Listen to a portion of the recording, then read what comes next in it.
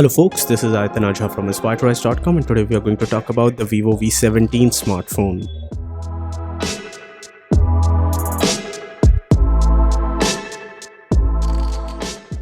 So guys, let's first start with the unboxing for the same. This is the official box for the Vivo V17 smartphone, and inside the first thing that you'll find is the TPU case for this one, along with the SIM tray removal pin and the documentation, warranty card, etc., along with a USB-C cable. Inside you will also find the smartphone itself along with a fast charging module for this one, 9V 2A, and in-ear style earphones. Now let's talk about the build and design for this smartphone. It weighs around 176 grams, 8.54mm is the thickness for this one. At the back there's the quad camera module along with the dual tone LED flash, Vivo branding. The back is quite glossy and it comes with a polycarbonate body. If you look carefully, it comes in different colors. The one we had was the Midnight Ocean one. It also comes with a dedicated micro SD slot, and the display on this one is a 6.44-inch Full HD Plus display with E3 Super AMOLED panel and Scotch Sensation UV protection. It has one of the smallest punch hole notch I have ever seen on any smartphone, and the display quality was also pretty good. At the bottom there's the 3.5mm jack along with the USB-C port and the speaker grill for this one. Apart from that, if you look closely, there's an in-display fingerprint scanner on this one, which is pretty fast, and the face unlock on the smartphone is also really fast. The display offers 100% DCI-P3 color gamut and can filter out 42% of blue light. And now let's talk about the specifications. It comes to Qualcomm Snapdragon 675 chipset, 8GB of RAM, 128GB of internal storage,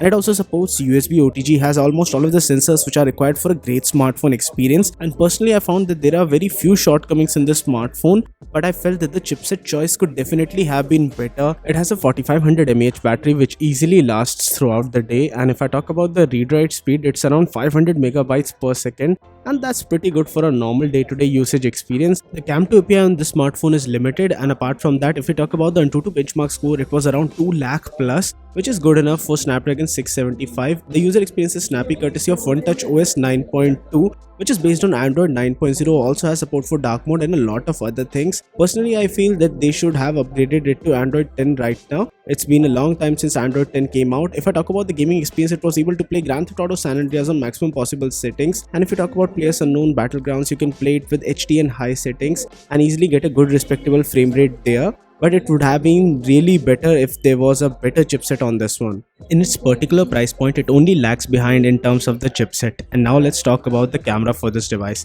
It comes with a quad camera module at the back, 48MP plus 8MP ultrawide plus 2MP depth sensor and a 2MP macro sensor. At the front, there's a 32 megapixel camera sensor in a very small punch hole notch. It comes with super night selfie, portrait light effects, portrait bokeh, AR stickers, pose master, AI makeup, so many different modes, and all of those modes help you to take a lot of different pictures. There's also support for 10x digital zoom on this one. I find that Vivo's color science has improved over the past few smartphone launches, and the macro mode on this one also is pretty refined. And if I talk about few other things, I found that the overall image quality was pretty good. The ultra wide sensor works fine in daylight, but I think that in low light conditions it might show some noise. Now if I talk about few other things, the video on this one has a ultra stable video mode, and that's also pretty good, allows you to take really great 4K videos. And the front camera on this one is limited up to 1080p video recording, and there's also beautify mode in video as well, which is limited to 720p video recording. And the only con I found in the front camera video was the fact that it was not able to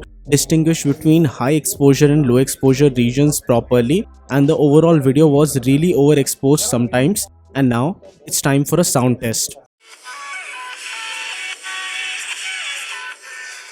The sound was loud and clear, but what I found was that there's no stereo speaker implementation on this smartphone. Apart from that, I feel that it's a very polished smartphone, but the back is very much prone to smudges and scratches. It would retail for a price of around 22,990 rupees and would be available from 17th of December. It would come with a lot of offers from HDFC Bank, ICICI Bank credit card, and a lot of other different offers as well. So at the end, the question that arises is, should you buy the Vivo V17 or not? If you're somebody who's looking for a great design, great battery life, a great camera experience, then surely you can go for the Vivo V17. But if you're somebody who's looking for really hardcore performance at this price point, then maybe you should not go for the smartphone because of the fact that the Qualcomm Snapdragon 675 could have been slightly better. They could have been a better chipset choice on this smartphone, but apart from that, a lot of other choices on this smartphone do feel right to me, and the display is class apart in this price segment. So guys, this was it for this video. In case you like this one, don't forget to smash the thumbs up button and do subscribe to Inspire to Rise for more awesome tech videos like this one. And guys, no matter what you do, stay inspired to rise. Nothing to relate.